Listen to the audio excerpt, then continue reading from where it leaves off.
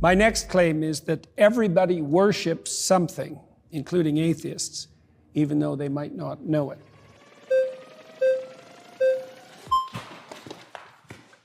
Hi. Good work. Thank you. Hi there. I'm Zena. So I want to start off with defining terms. Yep. How do you define worship? Prioritize. Prioritize. So almost like having a preference over something rather than the other. It's a hierarchy of preferences. Yeah. And you use it to direct your attention. Right. So whatever you're attending to, you're worshiping. Right. So I've kind of become a little bit familiar with your idea of this value-laden hierarchy. Yeah. Right. And you kind of posit that at the bottom of this hierarchy, or you could call it top or bottom, I suppose. Right. At the bottom of this hierarchy, this foundational priority in your life is going to be considered God. That's Is that right. correct? Yes. Right. I'm trying to imagine a situation in which could there be that someone has a priority at their foundation that is different from someone else's? Oh, definitely. Right. So we can have different conceptions of God. That's why we fight. Right. So essentially, there's not one God, but there are multiple gods, and these gods exist in some realm of truth. It's true that this person has one God and it exists. Yeah, probably better to think about it as multiple values, but that there's a hierarchy of values with something at the bottom. Right, but at the bottom is God, and That's a definition, yeah. Yeah, so at the bottom is God, Yeah. and there can be multiple people with different conceptions of God, and they're each valid in being called God. So there are multiple gods that exist. It depends on what you mean by valid. So far, so good, but it depends on what you mean by valid, because I would say that some foundational conceptions don't play out when they're implemented. So if you put the wrong thing at the foundation, you end up in hell, for example. That's what happens in totalitarian states. Okay. Yeah. So you're saying... So they're not all equal. Like, all foundational principles are not equal, even though they might be equally foundational. Right? So what makes one kind of foundational tenet better than another one? That's an excellent question.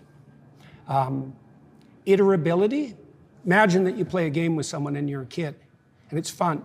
So then you play again and again and again. So repetition. It's playability across multiple iterations. So then you have a friend, and a friend is better than having a game. Right? So that's one.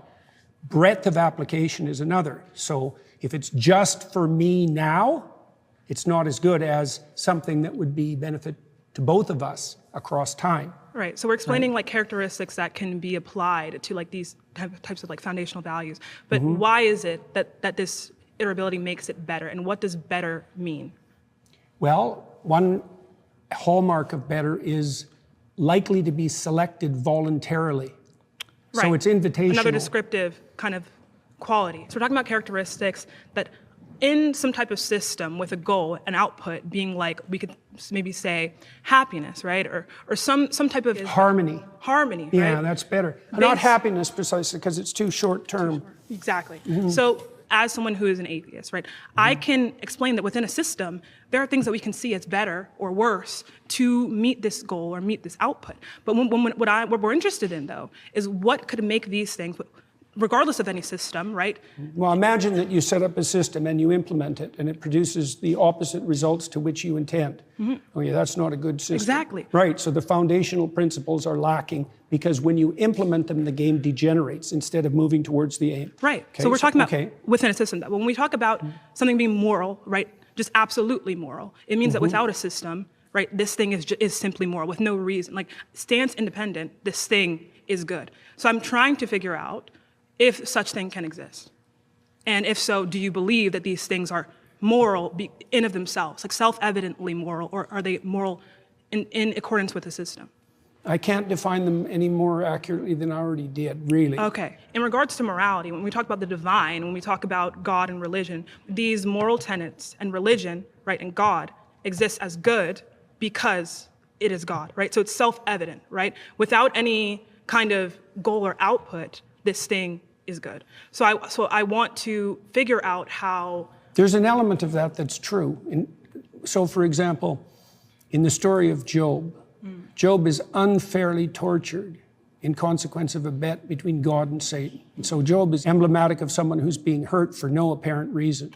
Okay, so Job's response to that is that he refuses to lose faith in himself, and he refuses to lose faith in the ultimate goodness of being. Okay, and those are axiomatic decisions. They're not exactly evidence dependent because he is suffering. There's an arbitrariness in that that's reminiscent of what you claim. So I'm essentially trying to figure out, do you believe that something can be good, like stance independently, something that can be good? I don't know what you mean by stance independent. Okay, so you I mean independent of people? Independent of people, we can use that, or more so, I want to be more specific. Something that can be good, right, regardless of any end goal. It's just good. No, I think good is tied up with goal. Goal, okay, I completely agree. So in a sense, this is why— That's why the religious goal in Christianity is the establishment of the kingdom of heaven on earth. It's goal dependent. Okay, right. So it's in reference to a goal.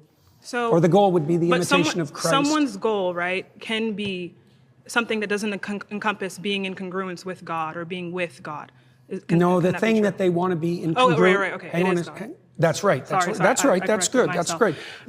The thing they want to be in congruence with is fundamentally equivalent to their God. So what makes someone a Christian and what makes someone not a Christian? What makes, like that's what I'm trying to figure out. Because that's a good question. Yes. Yeah, well, probably the deepest answer to that is willingness to shoulder your cross voluntarily and trudge uphill regardless of circumstances. Okay, so someone can have a God, because in your definition, your first preference, that is God, right? So someone can believe in God, right, and not be a Christian, right?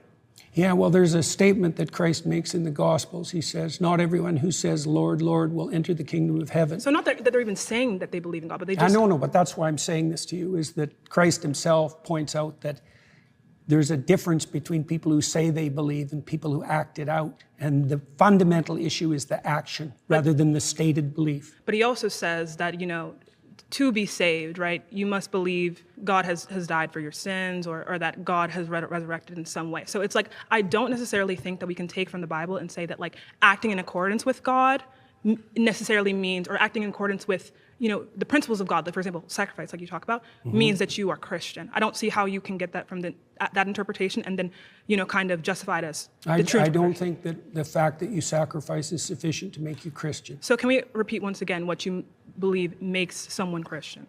There's many things, but one of the most fundamental is that you believe that the cosmos itself is founded on the principle of voluntary self-sacrifice. Best founded. Let me offer you a contrary example. So I could assume that power rules. And so that my assumption would be, if I can make you do it, I win.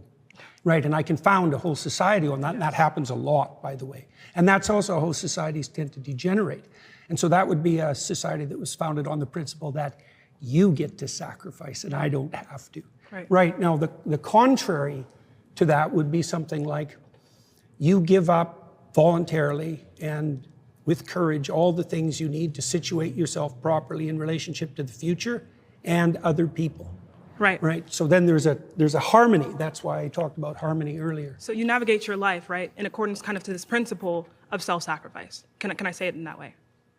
Yes, you can definitely say it that way. That's exactly right. And navigate is the right term. So someone does not have to have any awareness of Christ, of the story of Jesus, but let's say 60% of their actions, right, or more, whatever kind of metric you want to use, are in line with this self-sacrificial. So the Christian thinkers of the Middle Ages dealt exactly with that problem when they were talking about the pre-Christian philosophers, for example. And they noted the similarity, let's say, between pre-Christian Greek thought and later Christian thought, and presumed that there were moral actors outside the Christian domain. Right. So is that person Christian, though?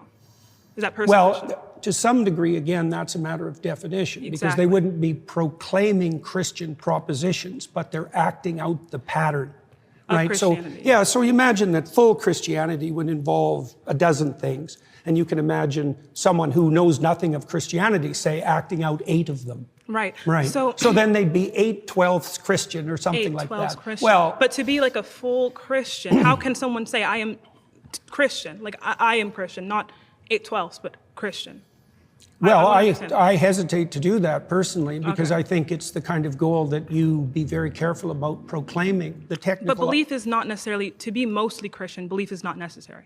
8/12ths or, right? Well, it depends on what you mean by belief. See, because I would say that acting out the pattern is the deepest form of belief. Now, you could add to that what you say. So, maybe in the optimal situation, how you act and what you imagine and what you say, they're the same. right? But you can imagine a hypocrite who says all sorts of wonderful things and does nothing, and you could imagine another person who acts in a very positive manner but proclaims nothing. So right? what I'm kind of seeing is like a descriptive, a really early comprehensive but descriptive analysis of human action, human thought, and by which we can characterize people and put people in boxes. But I don't see... Why in boxes? Like, when I say in boxes, I mean like I can categorize you based on your actions, not based on necessarily what you say, but based on your actions that you are more so or less so Christian, right? Things like that, right? So we can categorize people as Christian. Well, I would say more or less voluntarily self-sacrificing. But that's also what we came to, though, is that someone can be like 60% or 70% Christian based on simply just acting in that way. Yeah, Richard Dawkins is like that. I watched that debate. Let's pause there. We've been voted out by the majority. Very good. Thank you so much. Really, very thoughtful.